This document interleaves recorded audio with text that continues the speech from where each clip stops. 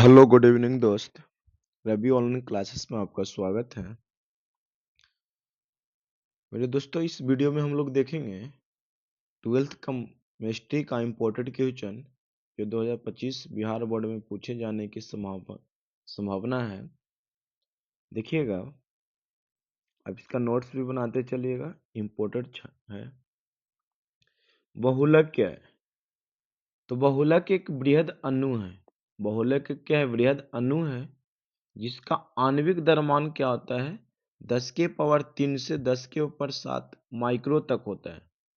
10 के पावर 3 से 10 के पावर 7 माइक्रो तक होता है। इसका निर्माण अनेक छोटे छोटे अणुओं के प्रयुक्त होने से होता है। अनेक छोटे छोटे अणुओं को मिलने से बहुलक का निर्माण होता है।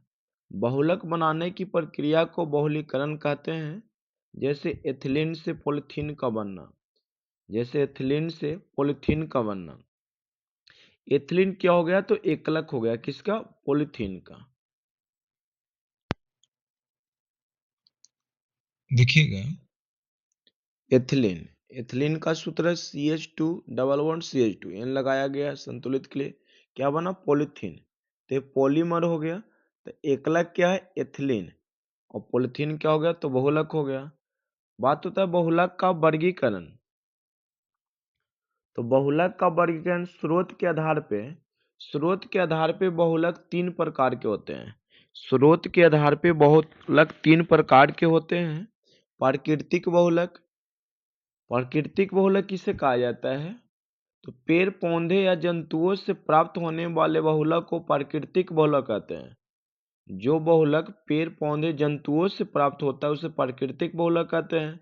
जैसे स्टार्च क्या है? प्राकृतिक बहुलक है। प्रोटीन क्या है? प्राकृतिक बहुलक है। सेलुलोज प्राकृतिक बहुलक है। DNA क्या है? प्राकृतिक बहुलक है। दूसरा, संश्लेषित बहुलक। मानव निर्मित बहुलक को संश्लेषित बहुलक कहते हैं। मानव द्वारा जो निर्मित किया जाता है बहुलक को तो संश्लेषित बहुलक कहा जाता है। जैसे पॉलीथीन बनाना, टेफ्लॉन, बुना एन रबर, PVC, बुना एस रबर, ये सब क्या है? संश्लेषित बहुलक का उदाहरण है। तीसरा क्या है? अर्ध संश्लेषित बहुलक। वैसा बहुलक जिसका निर्माण प्राकृतिक तथा संश्लेषित मतलब मानव द्वारा और प्राकृतिक द्वारा दोनों पदार्थों से होता है उसे अर्ध संश्लेषित बहुलक कहते हैं। जैसे सेलुलोज, एसीटेट, सेलुलोज, नाइट्रेट, ये सब क्या है? अर्ध संश्लेषित बहुलक है। दूसरा है संरचना के आधार पर बहुलक। संरचना के आधार पर बहुलक 3 प्रकार के होते हैं। संरचना के आधार पर बहुलक कितने प्रकार के होते हैं? 3 प्रकार के होता है। पहला होता है रैखिक बहुपद। इसमें बहुलक लंबी श्रृंखला या रैखीय होता है। रैखिक बहुपद में इसमें बहुलक लंबी श्रृंखला या रैखिक होता है जिसका आकार इस प्रकार का है। जैसे उच्च घनत्व वाले पॉलीथीन कैसा है? तो रैखिक बहुपद है। PVC क्या है? तो रैखिक बहुपद है, बहुलक है। बुना एस रबर, बुना एन रबर, नियोप्रीन। दूसरा है रेखा बहुलक। इसमें अणुओं के बीच प्रबल बंधन पाया जाता है। रेखा बहुलक में क्या होता है? इसमें अणुओं के बीच प्रबल बंधन पाया जाता है। इसमें तनन सामर्थ्य अधिक होता है क्योंकि इसमें हाइड्रोजन बंधन पाया जाता है। एग्जाम्पल याद रखना, पॉलिएस्टर और पॉलीएमाइड। एक होता है ताप सुघटय बहुलक। वैसा बहुलक जिसे गर्म करने पर मुलायम तथा ठंडा करने पर कठोर हो जाता है, यह गुण हमेशा उपस्थित रहता है। इसे ताप सुघटय बहुलक कहते हैं। ताप सुघटय बहुलक किसे कहा जाता है? वैसा बहुलक जिसे गर्म करने पर मुलायम तथा ठंडा करने पर कठोर हो जाता है एवं इसमें यह गुण हमेशा उपस्थित रहता है, उसे ताप सुघटय बहुलक कहते हैं। इसमें अंतराण्विक बल प्रत्यास्थ बहुलक तथा रेशा बहुलक के बीच होता है। जैसे पॉलीथीन, टेफ्लॉन, PVC, इत्यादि। एक होता है ताप दृढ़ बहुलक। वैसा बहुलक जिसे गर्म करने पर मुलायम हो तथा ठंडा करने पर कठोर हो जाता है किंतु दोबारा गर्म किया जाए तो मुलायम नहीं होता, उसे ताप दृढ़ बहुलक कहते हैं।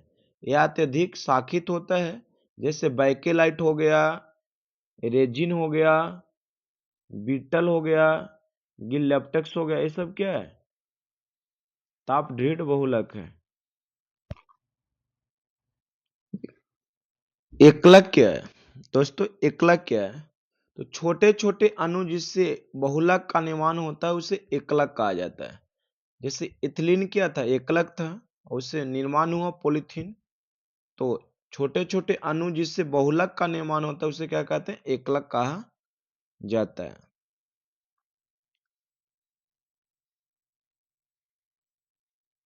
ताप सुघटे बहुलक क्या बताएं अभी, या ताप दृढ़ बहुलक, दोनों में अंतर है। देखिए, ताप सुघटे बहुलक है वैसा बहुलक जिसे गर्म करने पर मुलायम तथा ठंडा करने पर कठोर हो जाता है। यह गुण इसमें हमेशा उपस्थित रहता है, उसे ताप सुघटय बहुलक कहते हैं।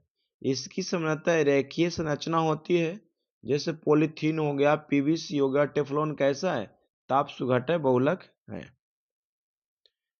दूसरा क्या आता है? ताप दृढ़ बहुलक, वैसा बहुलक जिसे गर्म करने पर मुलायम तथा ठंडा करने पर कठोर हो जाता है एवं पुनः इसे गर्म करने पर मुलायम नहीं होता है, उसे ताप दृढ़ बहुलक कहते हैं।